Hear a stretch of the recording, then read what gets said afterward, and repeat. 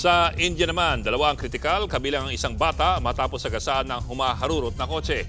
Ang kaskaserong driver, menor de edad pala. Natong Frontline News Abroad. Grabing aksidente.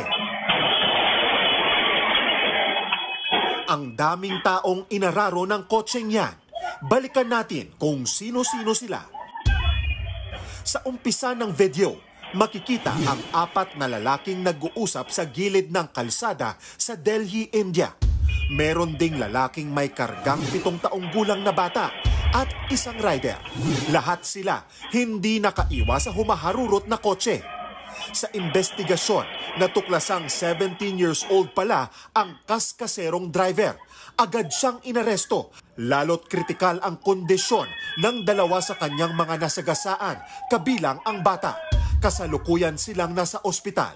No comment ang bagitong driver. Nagbabalita mula sa Frontline. Gio Robles, News 5. Mga kapatid, Ed Lingaw po, maging maalam at may pakialam sa mga napapanahong balita sa ating bansa. Para sa mas malalimang pagtalakay at paghimay sa mga issue at headlines, tumutok lamang at pag-subscribe sa social media pages ng News 5.